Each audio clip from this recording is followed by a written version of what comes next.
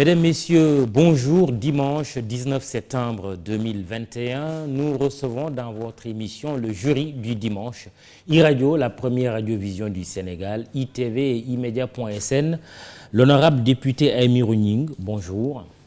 Bonjour Mamadou. Merci d'avoir accepté notre invitation. C'est un plaisir pour moi de venir dans vos studios. Vous êtes le président du groupe parlementaire de Benno Bokk Yakaar, groupe majoritaire, maire de Mérina Dakhar, président du conseil d'administration de AHS, Aviation Handling Services. Vous êtes, on n'en parle pas souvent, un cadre du secteur du pétrole en votre qualité d'ingénieur en génie du pétrole et de pétrochimie, ancien du lycée Blaise Diagne, tout comme moi. Vous êtes perçu comme un élève, un universitaire et un professionnel brillant, une tête bien faite au plan académique. Le seriez-vous au plan politique? La qualité de la copie ou de la plaidoirie que vous allez délivrer devant ce jury le confirmera ou l'infirmera. Aymérou Gningue, puisque c'est de vous qu'il s'agit, nous vous interrogerons sur plusieurs sujets, dont l'affaire dite des passeports diplomatiques. Une affaire aux allures de scandale présumé qui implique des députés et de célèbres activistes.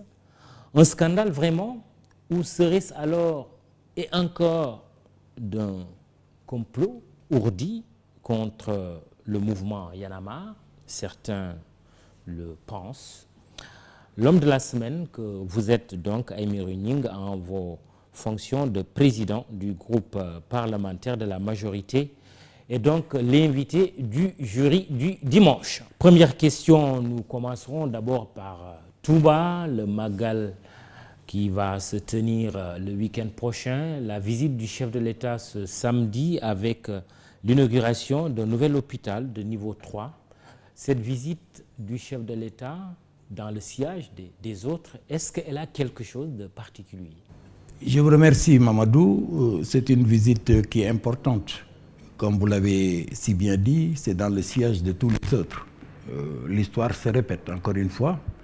Un événement comme le Magal, qui est un événement de dimension mondiale aujourd'hui, qui réunit l'ensemble des Sénégalais autour du calife de Touba, mérite véritablement le déplacement du chef de l'État.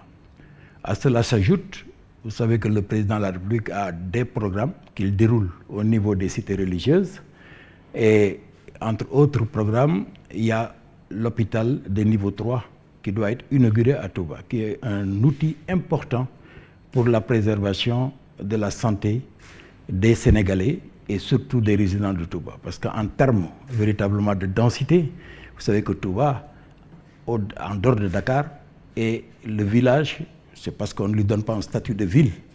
C'est la raison pour laquelle on ne peut pas parler de ville de Touba, mais c'est la concentration la plus grande, en tout cas d'habitants, au niveau du Sénégal après Dakar. Une visite aussi, un Magal en pleine pandémie de Covid-19. Ne l'oublions pas, même si les derniers chiffres ont tendance à baisser, mais malgré tout, le Magal se tient et le chef de l'État se déplace.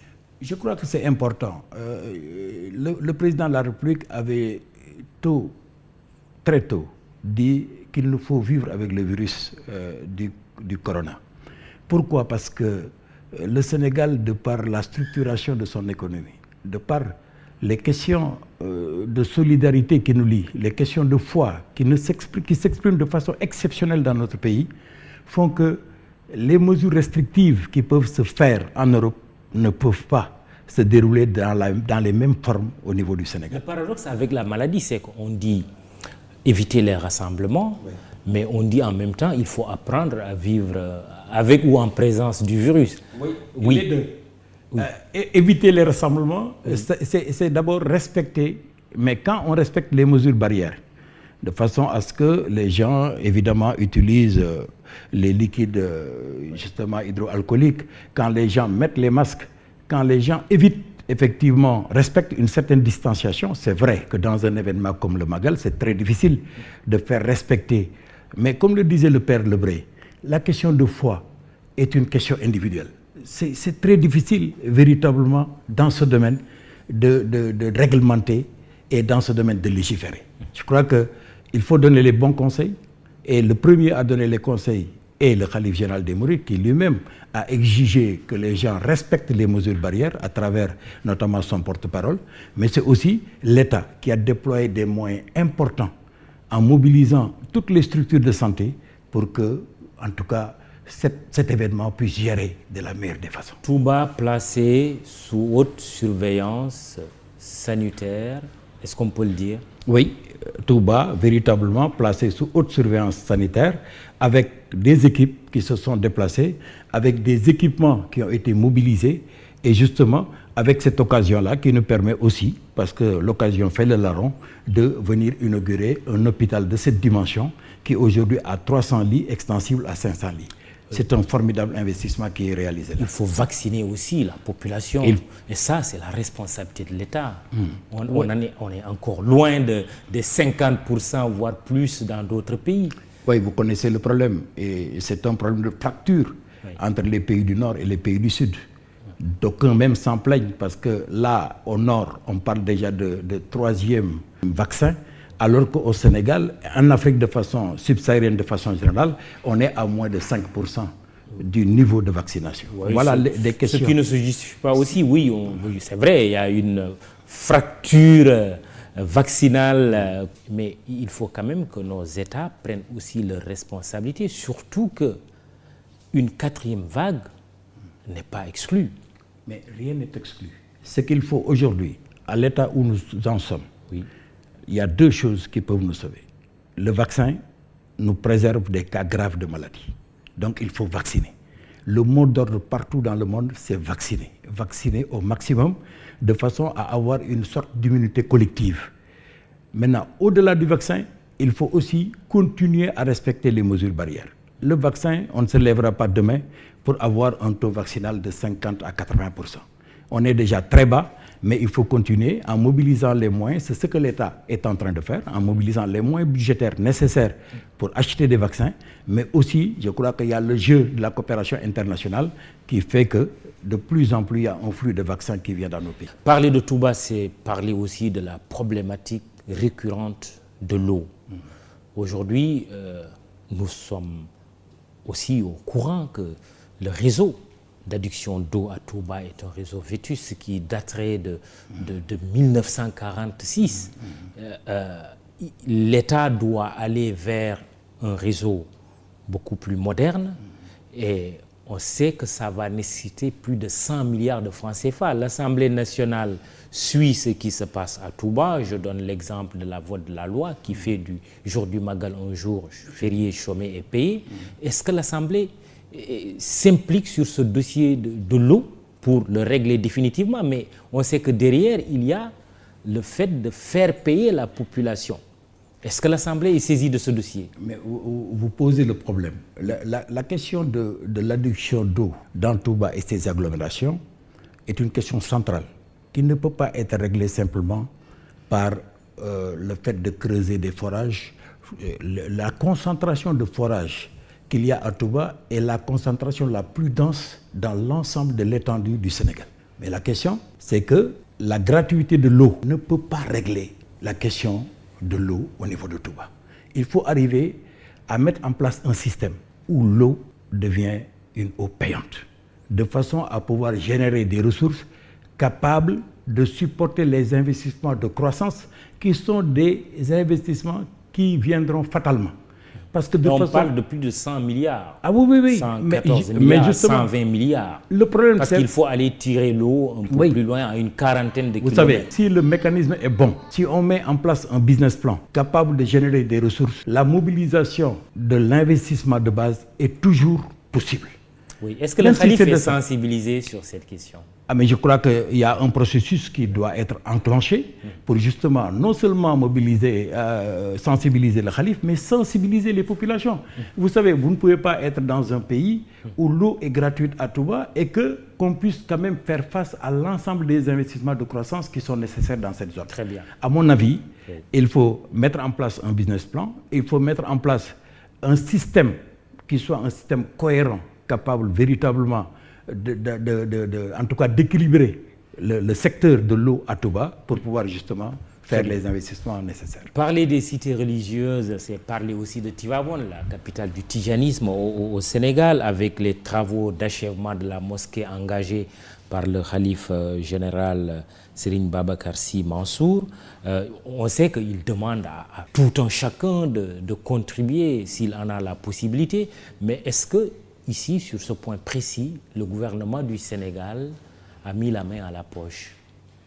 Je ne saurais le dire. Ce que je sais, c'est que le gouvernement a fait des investissements aussi importants dans la ville de Tivaouane. Rappelez-vous la Cité des Hôtes, tout ce qui a été construit au niveau de Tivaouane. Et ce que je pense, parce que ça y va de la sensibilité du président de la République, c'est qu'à chaque fois qu'il y a des investissements qui sont nécessaires dans les cités religieuses, le gouvernement a toujours appuyé pour justement aider les khalifes généraux, aider les populations à ce que ces investissements soient réalisés. Il peut le faire de façon privée, comme il peut le faire à partir des fonds publics. Aujourd'hui, la communauté de Tidjane est réunie autour du khalife Serigne Babacar Sy pour que les travaux d'achèvement de la mosquée puissent se réaliser dans les plus courts délais. Un khalife qui ne mâche pas ses mots, il l'a dit lors d'une déclaration récente le soir de la Tamkharit, Ashura, que l'Assemblée nationale, les députés doivent revoir leur comportement. C'est une assemblée marquée par des injures, par de la violence, des invectives de toutes sortes, mais aussi de dossiers, comme ce dossier des passeports diplomatiques, de faux billets et bien d'autres affaires dont on parle aujourd'hui. L'interpellation du khalife général des Tijanes. Vous savez, quand vous regardez le fonctionnement d'une institution comme l'Assemblée nationale du Dor, vous avez un prisme. Le prisme, c'est véritablement ce que les médias montrent. Parfois des invectives, parfois même de chaudes empoignades, qui sont des faits. Moi, je ne recuse rien. Mais derrière ça, il y a quand même tout un travail qui est fait par l'Assemblée nationale. Je ne connais pas d'assemblée au monde où de temps en temps les nerfs ne s'échauffent, où les gens s'envoient des colibés. Ça existe un peu partout. Mais c'est quand c'est récurrent. Oui, alors je ne peux pas dire que c'est récurrent parce que j'ai vu pire un peu partout, parce que j'ai une expérience et j'ai fait un peu une étude comparée. Et je me dis que peut-être qu'on fait un peu trop de fixation sur ces questions, mais croyez-moi, à l'Assemblée nationale, les députés travaillent. Et quand ils travaillent, ils le font sérieusement et ils rendent bien leur copie. Je crois maintenant que nous devons aussi faire un effort. Quand vous êtes un représentant qualifié du peuple sénégalais, vous devez avoir un comportement exemplaire. On vous appelle honorable député. Oui, honorable député. Vous êtes un représentant qualifié du peuple sénégalais. Vous devez honorer votre fonction. Oui, tout à fait. Et c'est la raison pour laquelle je pense que c'est une introspection. Et il faudra que chacun le fasse. Parce que vous savez, Mamadou, les députés ne sortent pas d'ex nihilo. Mais les députés, c'est des Sénégalais.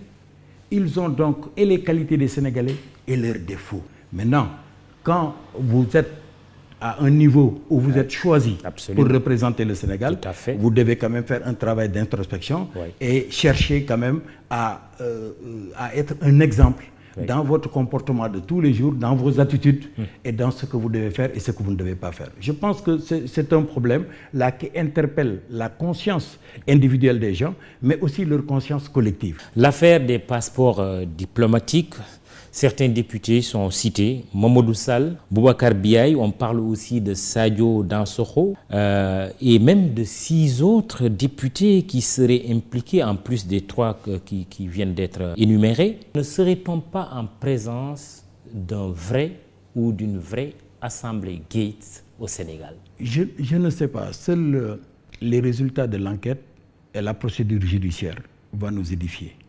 Parce que Mamadou, vous savez, si demain on titrait dans la presse qu'Aïmérou Gningue, président du groupe parlementaire, a fait un trafic de passeports, tout de suite ça va s'ébruiter.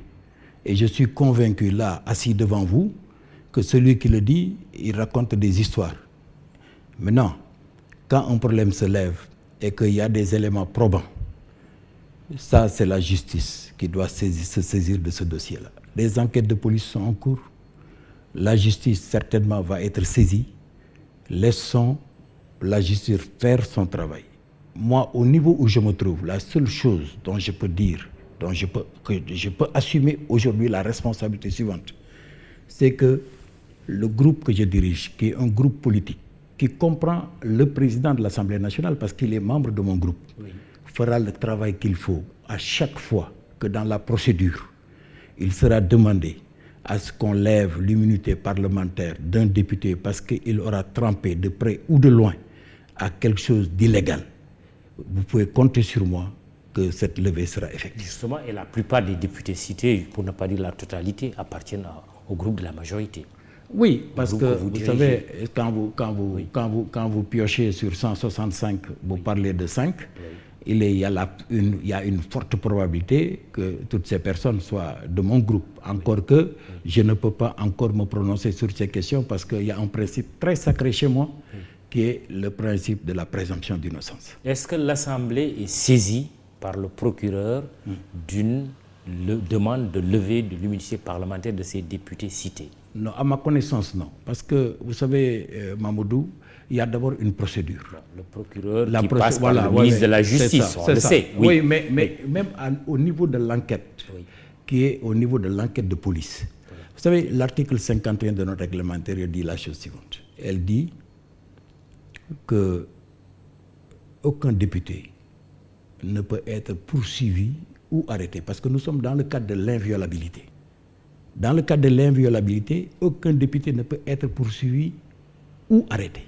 Mais il ne dit pas, et ça j'ai l'habitude de le répéter, ne peut être entendu.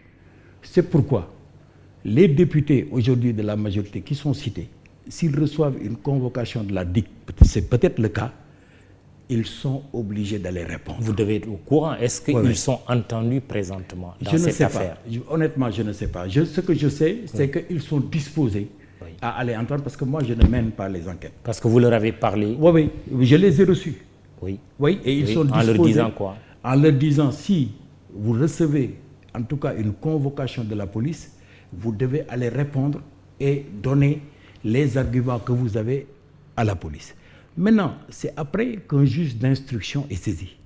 Si le juge d'instruction maintenant est saisi via le procureur de la cour d'appel, la procédure, qui est une procédure avec plusieurs acteurs, va se dérouler jusqu'à ce que le garde des Sceaux, ministre de la Justice, saisisse le président de l'Assemblée nationale. C'est le cas, le juge d'instruction est saisi. Voilà, exactement. Oui, et vous leur avez dit au cours de cette rencontre que vous ne vous opposerez pas, vous, majorité, à la levée de leur immunité parlementaire au besoin? Oui, non seulement je leur ai dit, mais je l'ai clamé haut et fort. Et je le réclame encore aujourd'hui devant vous, qu'aucun député, dans le cas d'espèce, ne peut être protégé par mon groupe. S'il y a des faits avérés, nous lèverons, maintenant nous laisserons la justice faire son travail. L'immunité parlementaire, sans problème. Barthélémy Diaz, qui vous a précédé à cette place-là la semaine dernière, a dit au fond, on n'a pas besoin de parler de levée d'immunité parlementaire puisqu'on est dans un cas de flagrant délit. Vous répondez quoi? Non, c'est faux. On n'est pas dans un cas de flagrant délit. Le cas de flagrant, c'est quand on vous prend la main dans le sac. Oui. Là, vous savez très bien qu'il y a une personne centrale qui a été arrêtée. Au cours de l'enquête, avec cette personne centrale, on est allé justement chez lui et on a trouvé des documents qui semblent appartenir à des députés. Donc, on n'est pas dans le cas de flagrance. Ce qu'il y a, c'est que le député ne peut pas... Vous savez, c'est d'ordre public. Le député ne peut pas de lui-même enlever son immunité. Vous savez, moi, j'entends parfois des gens qui vous disent « je vais enlever moi-même mon immunité ». Non, ce n'est pas possible. Parce que l'immunité déjà est inscrite, il est gravé dans le cadre de l'inviolabilité. Forcément, vous devez passer par une procédure pour que cette procédure vous lève. Vous ne pouvez pas vous l'auto-enlever. Oui, voilà. Mais quand on voit quand même une vidéo circuler avec un activiste, Kilifeu, on va en parler tout à l'heure, où on parle de transactions, trafic de passeports, trafic de visas, et qu'on cite des députés, et le fait quand même, il est flagrant. Oui, mais attendez, le député qu'on cite, vous lui donnez quand même la possibilité d'aller s'expliquer. Comment on l'a cité? Pourquoi on l'a cité? Est-ce qu'on l'a vu lui-même dans la vidéo en train de faire un trafic quelconque de visa? Non. C'est encore des faits qui sont relatés. Mais on ne l'a pas pris dans les faits. La flagrance, de toute façon, les juristes vont vous l'expliquer. Quand vous prenez quelqu'un la main dans le sac, là vous le prenez parce que c'est un cas de flagrant délit. On a connu le cas, la situation du flagrant délit continu. Vous êtes témoin de l'histoire politique de ce pays. Oui. Avec qui? Oui, à l'époque déjà. Avec le procureur Abdoulaye Gaye. Oui, mais non, mais dans ce cas de figure... Dans l'affaire de la tuerie des allées centenaires. Oui, mais vous savez... Il avait parlé à l'époque du flagrant délit continu. Il avait déjà pris les gens et à chaque fois, pour les faire revenir, il faisait revenir le flagrant délit. Mais dans le cas d'espèce, au niveau en tout cas des enquêtes où les choses se passent, je crois qu'il n'y a pas de flagrant délit. Laissons à la justice le temps de faire son travail. Laissons le temps au juge, justement, de pouvoir réunir l'ensemble des données. Parce que vous savez, quand vous faites une demande de levée de l'immunité parlementaire, vous êtes obligé de donner un document argumenté. Où vous dites, voilà ce que je reproche aux députés. Vous êtes obligé de le faire parce que l'instruction qui va se faire au niveau de l'Assemblée nationale ne peut pas se faire ex nihilo. Cette instruction-là se fait sur la base justement d'un rapport que vous transmet le juge d'instruction à travers le procureur près de la cour d'appel. Presque une dizaine de députés quand même cités dans une affaire. Si les faits se confirment, Monsieur le Président, on serait dans un cas mais flagrant d'une assemblée guette. Ça ne peut pas l'occulter. C'est une affaire sérieuse. Mamadou, on verra bien. Je veux bien qu'elle soit une affaire sérieuse quand la justice me dira. Est-ce que l'Assemblée envisagerait, par exemple, de se dissoudre, de démissionner? Mais pourquoi? Parce que c'est une affaire grave. Non. Il faut prendre les gens devant leurs responsabilités. Chacun est responsable de quelque chose, même s'ils étaient 50. Mais chacun aura une responsabilité et devra justement se défendre par rapport en tout cas à ses actes. Continuera à dire non, c'est 50, ça ne regarde pas l'institution. Non. Mais il y va de la crédibilité de l'institution. Mais non. D'abord, on ne sera pas à ces chiffres, Mamadou. Et je vous dis encore une fois que l'Assemblée nationale fait son travail. L'Assemblée nationale est une institution qui est fort utile pour le fonctionnement des institutions de ce pays, continuera à faire son travail. Maintenant, nous ne donnons pas une garantie à 100% sur la moralité de tous les députés. Maintenant, s'il y a des cas qui se posent, la justice va se prononcer. En tout cas, en tout état de cause, à chaque fois que la justice voudra qu'on mette à sa disposition quelqu'un, fût-il le président du groupe, ce sera fait parce que nous ne protégerons personne et on lèvera les immunités. Entre la procédure de levée de l'immunité parlementaire des 10 députés et celle du flagrant délit, l'option, selon vous, c'est qu'on est plutôt en présence d'une situation de levée éventuelle de l'immunité parlementaire. Mais pourquoi la lenteur notée comparée à la diligence dont avait fait montre l'Assemblée pour lever l'immunité parlementaire du député Ousmane Sonko accusé de viol? Alors, j'aime pas trop personnaliser les choses. Je viens de vous lire tout à l'heure l'article 51 où je dis que rien n'empêche à un député, quand on est dans une phase d'enquête de police, d'aller répondre. Et je viens de vous dire que les députés dont on a parlé et dont je suis sûr j'ai eu à m'entretenir avec eux, il s'agit des 2 députés de la majorité parce que le 3e député est de la 12e législature. Mamadou Sall et Boubacar Biaye sont tous les 2 disposés, étaient dans la 12e législature précédente. Oui. Ce qui veut dire que ces députés sont prêts à aller répondre à l'enquête de police. Dans le cadre dont vous parliez, dès que la convocation a été faite à la section de recherche, c'est la personne elle-même qui a demandé d'aller répondre qu'au moment où son immunité serait levée. Dans ce cas de figure, pour permettre justement à la justice à la police de faire son enquête, il fallait faire la procédure. Et vous avez vu que c'est une procédure longue parce qu'elle a pris plus de 21 jours. Parce qu'on ne peut pas accélérer les dates, on ne peut pas accélérer les délais. Nous sommes tenus dans des délais. Parce qu'il faut qu'une commission ad hoc soit réunie. Il faut que cette commission puisse avoir des éléments probants transmis par le procureur. Il faut après qu'une plénière se réunisse pour se prononcer sur la levée de l'immunité parlementaire. Tout ça est une procédure qui a pris au moins 21 jours. Gardons les choses à l'esprit. Pour le moment, nous sommes à la phase des enquêtes de police. Ces députés-là vont répondre à la police. Et si demain, le procureur général nous saisit via le ministre de la Justice, les diligences seront faites pour que la levée de l'immunité soit effective. Vous avez vu cette vidéo virale qui circule à propos de votre ancien collègue Seydina Fall Bougazeli, tout à l'heure parlant de Sadio Dansokho, cité dans l'affaire des passeports diplomatiques, vous avez dit qu'il appartient à l'ancienne législature. C'est ça. Ce qui veut dire que ces faits dont on parle se seraient déroulés sur plusieurs années. C'est ça. Mais la vidéo virale concernant Bougazeli, où on voit des faux billets en quantité importante, où on voit même votre ancien collègue, puisqu'il a démissionné, passer aux aveux, tenter de corrompre les gendarmes chargés de l'enquête. Cela vous inspire comme quel commentaire? Je n'ai pas vu la vidéo. Oui. Et je vous le dis très honnêtement, je ne l'ai pas vue. Mais ce que je crois, c'est que dans le cas de Bougazeli, on était dans le cas de Fraglandeli parce qu'il a été pris la main dans le sac. C'est pourquoi d'ailleurs, on a pu le prendre sans demander la levée de son immunité. C'est pour expliquer d'ailleurs tout ce que je viens de dérouler dans votre antenne tout à l'heure. Mais il avait deux choix. Soit on recevait la demande de levée de l'immunité parlementaire, soit il démissionnait de son propre chef pour se mettre à la disposition de la justice.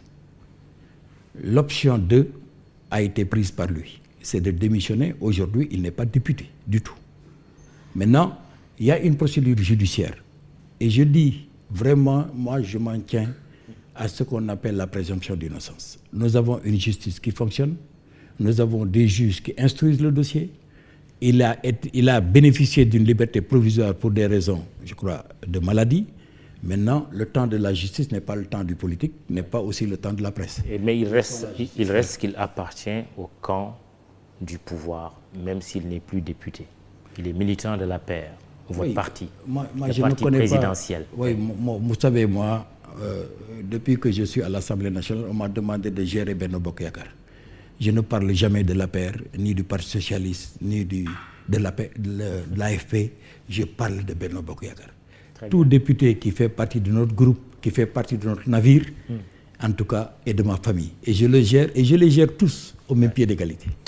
Inculpation dans cette affaire dite de passeport diplomatique des rappeurs et activistes du mouvement Y en a marre, Landing Bessan Seck dit Kilifeu, Simon Niaga Kouka, alliance Simon, leur accusateur Thierno Amadou Diallo et X.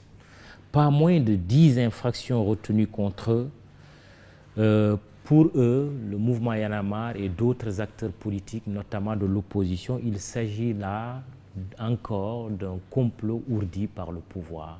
Non, moi je crois à la présomption d'innocence. Tant qu'ils ne sont pas jugés et condamnés, je considère qu'ils ne sont pas coupables. Mais là, on accuse le pouvoir d'avoir comploté. Non, mais ça c'est trop facile. C'est la voie la plus courte pour se sortir un peu de ses propres turpitudes.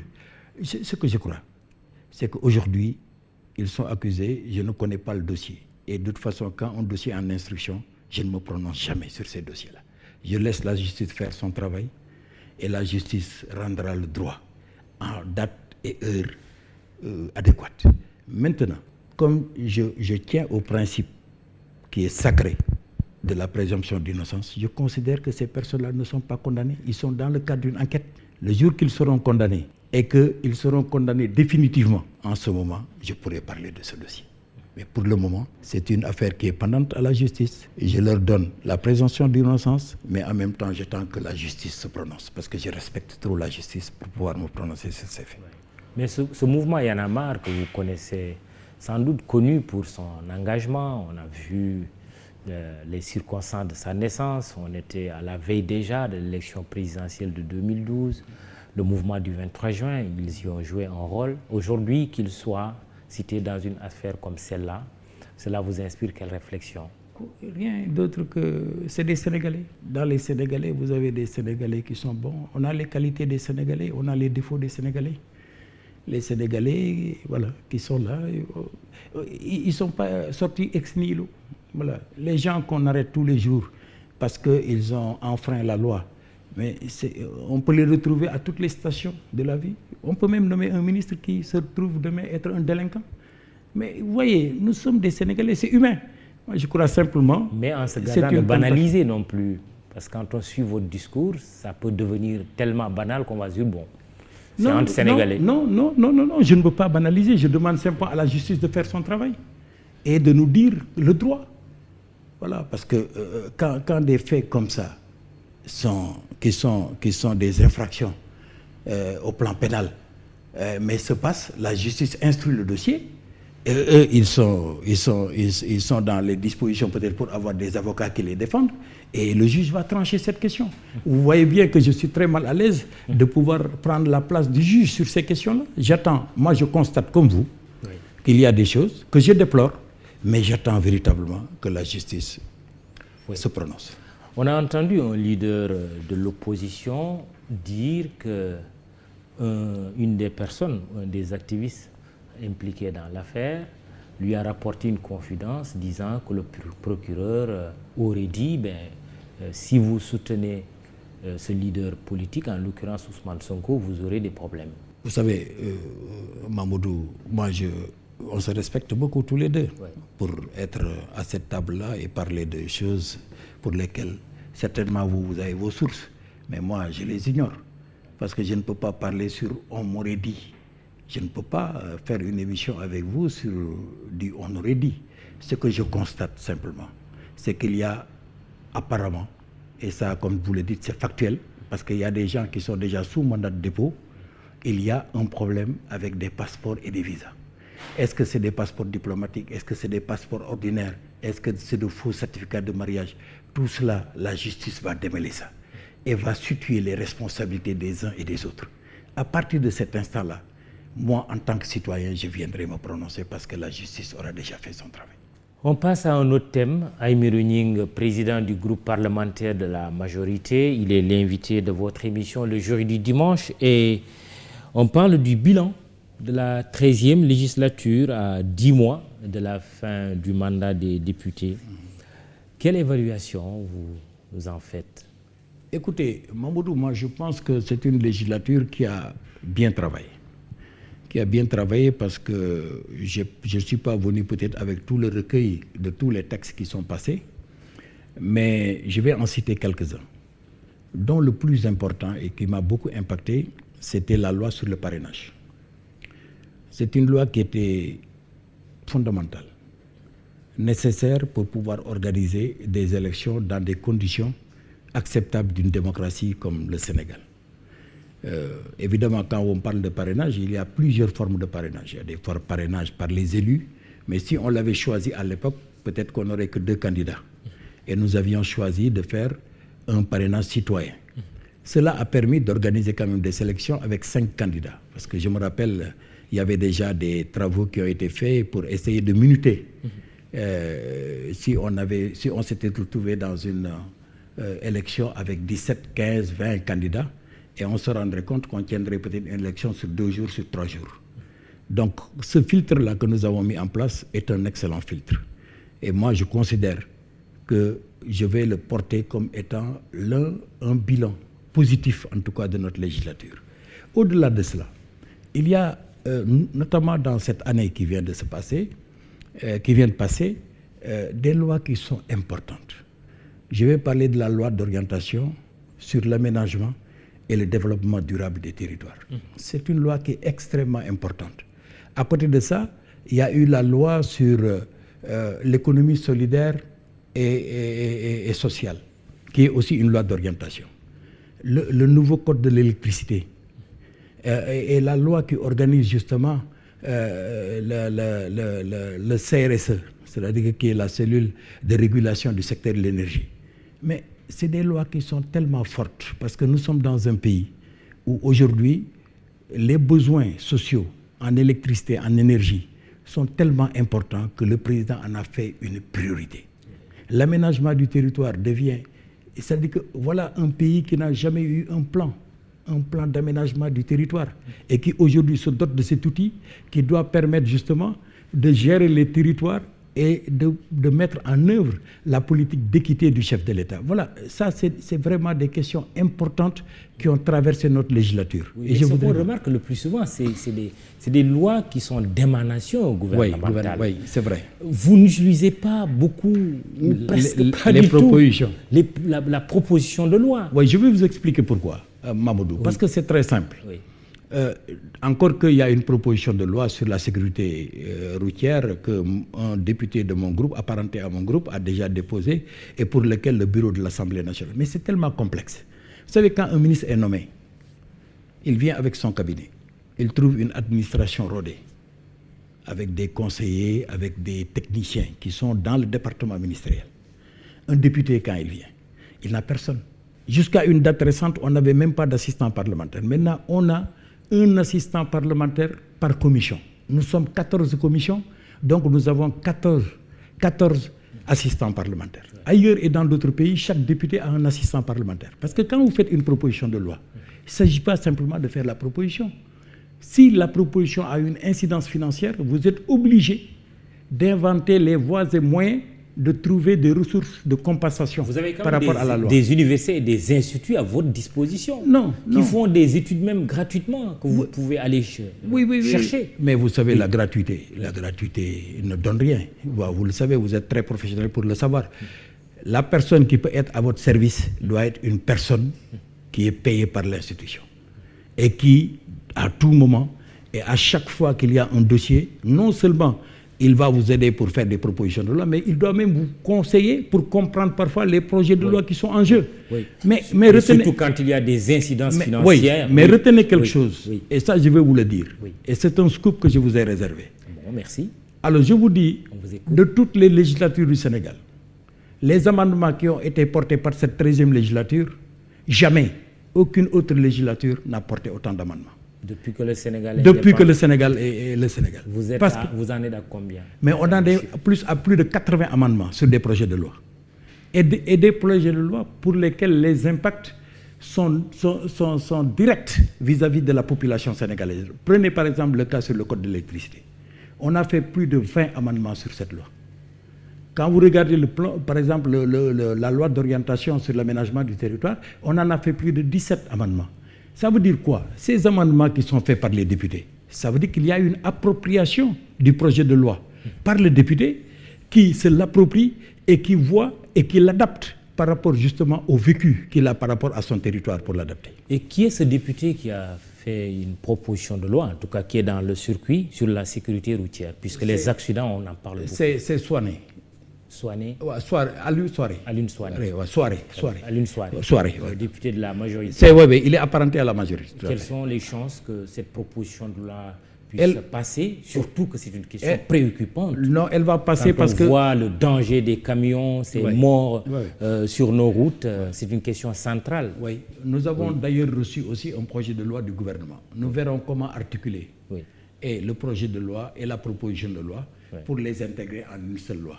Parce que le gouvernement, dernièrement, a aussi introduit une loi justement sur la sécurité, sur le transport de façon générale, mais y compris le volet sécurité routière. Et je crois que les deux, on pourra regarder comment fusionner de façon à avoir un article plein sur la question du permis à points. Parce que ça concerne en réalité la question du permis à points. Quand aura-t-on une loi sur le coût de la vie? On a beaucoup parlé de la hausse des prix des denrées, des commerçants se sont réveillés, il faut le dire aussi, pour augmenter les prix, même si il faut reconnaître, depuis que vous êtes au pouvoir, le président Macky Sall, de 2012 à maintenant, il y a eu une première mesure de baisse au moins de 15% des prix, mais entre-temps, les prix ont pris l'ascenseur, ils ont grimpé. Il y a 47 milliards annoncés par le gouvernement pour soutenir, mais on sait bien que ce n'est pas suffisant. Est-ce que vous envisagez, vous en tant qu'Assemblée nationale, de prendre vos responsabilités pour vous provoquer comme ça? Oui, mais est-ce qu'on pourra prendre une responsabilité dans ce sens? D'abord, vous avez bien représentant du peuple. Oui, vous avez bien fait de le rappeler. Non, mais on ne légifère pas sur ces questions. Je vais revenir. Ce que nous pouvons faire, c'est justement d'assurer le contrôle de l'exécutif à travers les mesures qui sont prises pour voir si elles sont effectives. Et puis dans le cadre d'un dialogue, ce que vous devez savoir d'ailleurs, vous savez qu'il y a un dialogue permanent entre l'exécutif et le législatif. Ça ne sort pas forcément à travers l'Assemblée nationale, mais même une proposition de loi, avant qu'elle ne soit faite, il y a un dialogue quand même fécond entre nous et le gouvernement pour voir sur quel levier nous pouvons jouer. Parce qu'on n'a pas une majorité pour rien. On a une majorité parce qu'on a besoin de cette majorité pour vous accompagner dans le plan global que vous mettez en œuvre, qui est le plan qui est dicté par le président de la République. Alors, c'est pour vous dire aussi, vous posez une question, mais ça va dans le cadre de la lutte contre la pauvreté, de façon générale. Parce que la question des prix... 6 millions de Sénégalais vivent en dessous du seuil de pauvreté. Un rapport de l'ANSD. Oui, c'est énorme. Même si nous sommes près de 17 millions aujourd'hui. 6 millions, c'est énorme. Mais oui, c'est vrai. C'est vrai. En France, ils sont 10 millions sur 70 millions. Oui, d'accord. Des calculs. 6 millions, c'est énorme. Non. Moi, je retiens le chiffre 6 millions. Non, mais je suis d'accord avec toi. Oui. Mais qu'est-ce que nous devons faire, justement? La pauvreté n'est pas une fatalité. Nous devons nous battre et faire des investissements massifs dans le domaine de l'éducation, dans le domaine de la formation professionnelle, dans le domaine de la santé, dans le domaine de l'accès à l'eau et à l'énergie. Et institutionnaliser la solidarité. Mais voilà ce que le président est en train de faire, Mamoudou. Regardez le plan. Regardez le plan. 6 millions de pauvres. Non, mais écoutez, regardez l'UEMOA, parce que pour comparer, nous avons quand même le meilleur taux dans l'UEMOA. Vous le dites, mais nous avons le meilleur taux. Et vous regardez aussi que le taux d'extrême pauvreté a baissé. Et je dis toujours, et je donne raison au ministre Amadou Hott, c'est-à-dire qu'il ne faut pas faire des analyses... Non, mais attendez, il ne faut pas faire des analyses sur la base des valeurs absolues. Encore une fois, à chaque fois qu'on fait une analyse sur la base de valeurs absolues, on se trompe. Oui, parce que la valeur absolue, sur la base de la valeur relative, on a tendance à peut-être minimiser. Non, on ne minimise pas. On sait que c'est des défis importants. Le président de la République a pris à bras le corps. Regardez ce qu'il a introduit. Les bourses familiales, la couverture maladie universelle, l'appui massif qu'il donne au monde rural. D'ailleurs, ce n'est pas un hasard si, par exemple, ce taux de pauvreté a plus baissé dans les campagnes que dans les centres périurbains et urbains. Ça veut dire que dans le cadre de sa politique justement d'équité territoriale, c'est quelque chose qui se voit tous les jours et qui s'applique tous les jours et qui donne des résultats probants. Alors, question de Mohamed Lamine Gueye dans le sillage de la vie chère, là, les interdictions répétées ou répétitives de manifestations, on y a assisté encore ce vendredi, organisé par la société civile, le mouvement Nyon Lank plus particulièrement, avec plusieurs arrestations. Et Mohamed Lamine Gueye dit que c'est un droit constitutionnel et il y a des violences qui sont exercées sur les manifestants. Non, c'est un droit constitutionnel, mais qui est soumis quand même à une autorisation préalable, au moins sur le circuit que vous voulez emprunter. Il ne faut pas quand même que les gens mélangent tout et rien. Si vous regardez le nombre de manifestations qui ont été interdites, ça ne fait même pas 0,5% de toutes les demandes de manifestation qui ont été faites au niveau du ministère de l'Intérieur. Maintenant, il ne faut pas que les gens veuillent occuper simplement la rue pour l'occuper. Le gouvernement est très conscient de la situation des Sénégalais par rapport à la cherté de la vie et a pris, vous venez de le dire, des mesures qui sont fortes, qui sont certes insuffisantes, qu'on continuera d'améliorer. Mais aujourd'hui, obérer 47 milliards du budget de l'État, renoncer à des taxes, à des droits de douane, pour simplement permettre aux Sénégalais d'avoir l'accès à ces produits-là à des coûts qui soient les plus bas possibles, vraiment, c'est quelque chose de très important. Maintenant, l'agitation que peuvent en faire les autres, c'est de l'agitation politique. Ils en ont le droit aussi, non? Ils en ont le droit, oui. Bien sûr, mais c'est soumis à réglementation. On va y aller très vite dans le chapitre évaluation du travail de l'Assemblée. Il y a la baisse du loyer qui avait été applaudie. Mais on constate, chiffre de l'ANSD également, entre 1994 et 2014, une augmentation de 256% du prix du loyer dans la région de Dakar, une hausse qui se poursuit. Il y a quelques jours, je donnais l'exemple de cet appartement, une chambre, un salon, cuisine, c'est vrai, avec un ascenseur dans l'immeuble et une sécurité qui est assurée.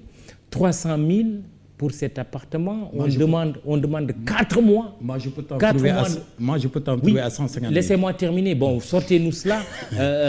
4 mois de caution.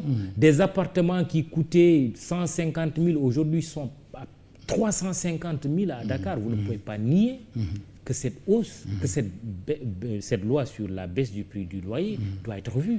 Oui, elle n'est plus opérante. Oui, nous devons faire une évaluation de cette loi. Oui. Et je vous le dis dans votre antenne, qu'à l'ouverture de la session, nous allons regarder cette loi, procéder à son évaluation et éventuellement apporter des corrections et regarder surtout son opérationnalité. Nous allons faire ce travail-là. Mais au-delà de ça, Mamoudou, je dois te dire, moi je ne crois pas trop à ce type de réglementation. Moi je crois plutôt à la loi du marché. Du marché de l'offre et de la demande. Il faut impulser, il faut faire de sorte que de plus en plus de Sénégalais aient accès à l'habitat. Et ce travail-là est en train d'être fait avec le programme des 100 000 logements. Vous savez, la meilleure façon de régler la question du loyer, c'est rendre disponibles les villas, rendre disponibles les maisons pour que les Sénégalais puissent avoir un toit à la mesure de leur bourse. Mais tant qu'on est là, en train de réglementer, parce que le gars va vous dire, moi j'ai emprunté de l'argent pour faire... Ça va être très compliqué parce que c'est des domaines, par excellence, qui sont des domaines de commerce. Et les domaines de commerce sont régulés par la loi de l'offre et de la demande.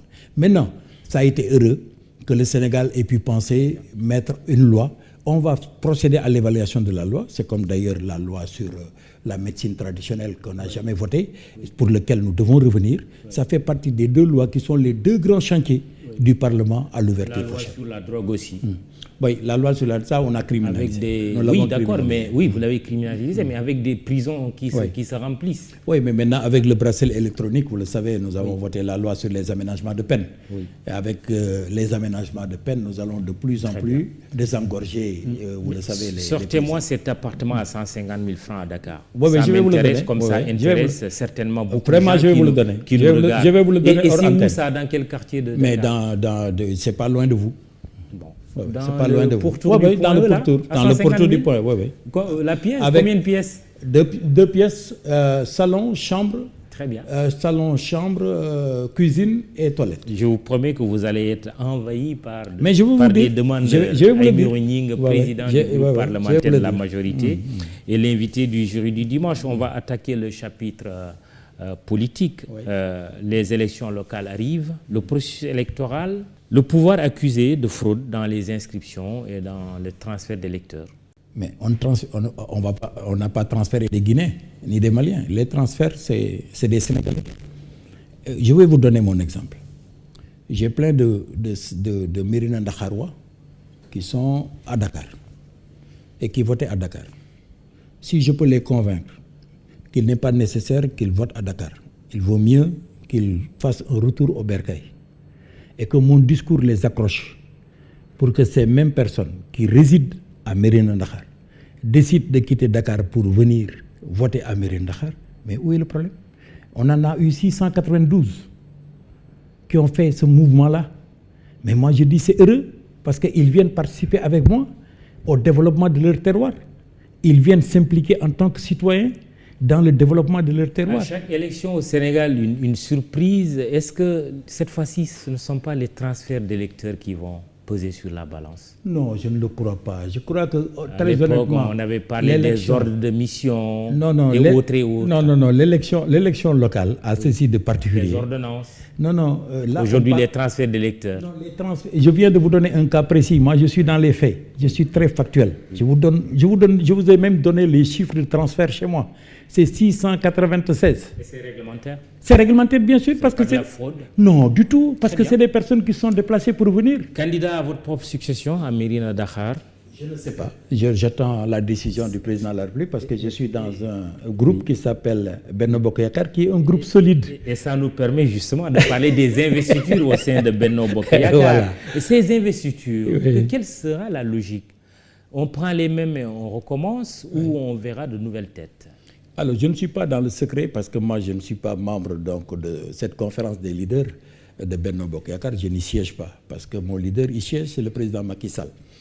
Ce que je peux dire, c'est que jamais dans l'histoire politique du Sénégal, une coalition n'a autant résisté, autant duré que celle de Benno Bokk Yakaar. Ça, c'est un fait. On est dans le factuel. Pourquoi? Parce que nous avons une plateforme. La plateforme qui nous lie, c'est le Sénégal émergent. Ça, c'est notre plateforme, c'est ça notre vision stratégique. Nous avons une équipe. Ceux qui composent notre alliance sont là depuis 2012.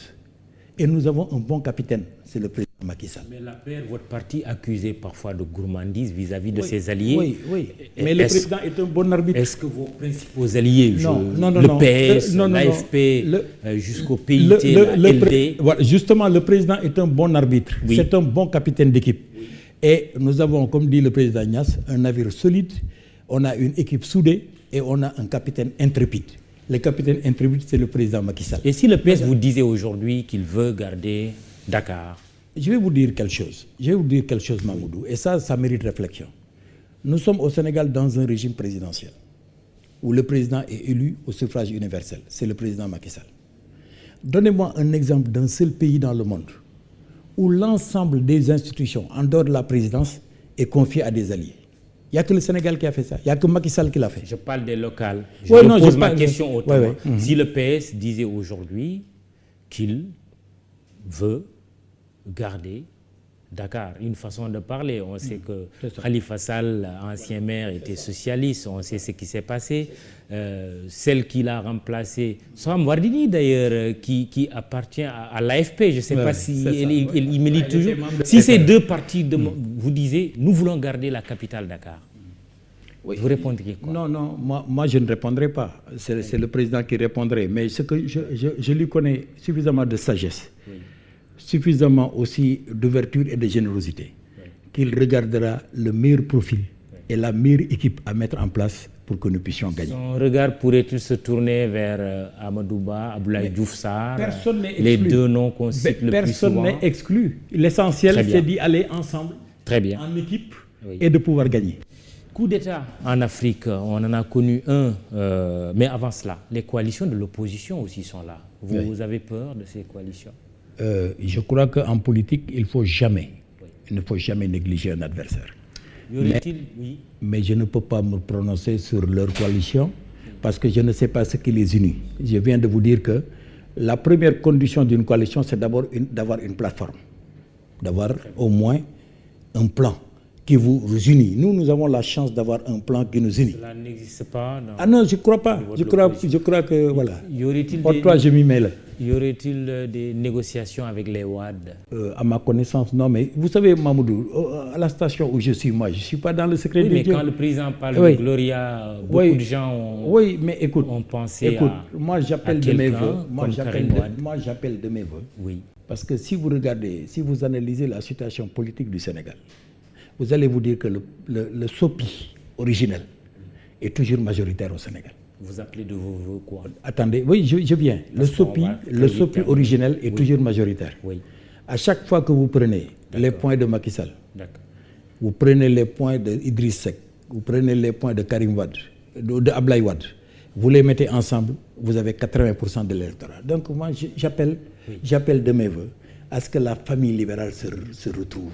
Ça, c'est mon point de vue personnel et je l'exprime aussi de la façon la plus claire. Et que Karim Wade soit Gloria? Non, je ne sais pas s'il est Gloria ou quoi. J'appelle de mes voeux. Est-ce que c'est une vision à moyen terme, à long terme? Mais de toute façon, inéluctablement, ces gens-là doivent se retrouver parce qu'ils font partie de la même famille libérale. Coup d'État en Afrique, en Guinée voisine, Alpha Condé qui a été déchu par le lieutenant-colonel Mamadi Doumbouya. Cela repose la problématique de la limitation du nombre de mandats présidentiels à 2. Alpha Condé avait eu un 3e mandat, cela n'a pas marché. Il a été victime d'un coup d'État. Et des regards se tournent vers le Sénégal en disant qu'on serait dans la même situation. Non, mais pourquoi regarder le Sénégal? Vous voyez, moi, si vous voulez encore une fois, je vais vous exprimer mon avis personnel. Moi, je crois que les assisards, ce que j'appelle les assisards, ils étaient dans un traumatisme. Quand même, eux, ils ont proposé qu'il faut limiter les mandats à 2, il faut que le mandat ne dépasse pas 5 ans, il ne faut pas que le candidat ait plus de 75 ans. Tout ça, c'est des constitutions qui ont été faites dans le cadre d'un traumatisme. Mais à titre personnel, je vous dis, moi je suis contre la limitation des mandats. Ah bon? Je suis contre aussi le fait de les limiter à 5 ans.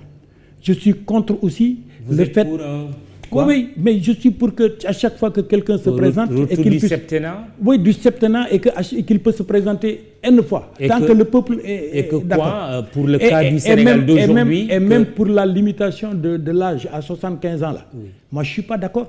Et pour le cas du Sénégal, oui, vous serez favorable à ce que le président Macky Sall se représente en 2024? Non, je suis en train de vous dire ce que je crois par rapport, si je devais faire des propositions. Je vous pose une question précise aussi. Non. Ce que le président Macky Sall va faire en 2024, c'est lui qui le sait.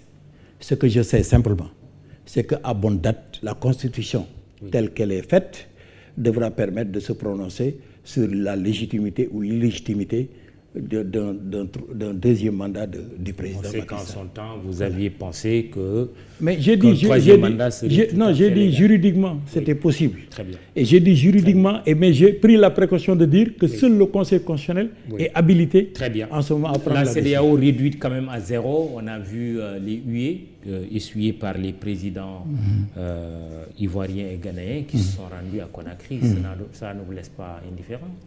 Non, ça ne me laisse pas indifférent parce que, encore une fois, un peuple qui décide, finalement, même si c'est par le biais de l'armée, il y a un soutien populaire par rapport, en tout cas, à ce colonel qui a fait le coup d'État. Vous n'avez pas peur pour le Sénégal? Non, je n'ai pas peur.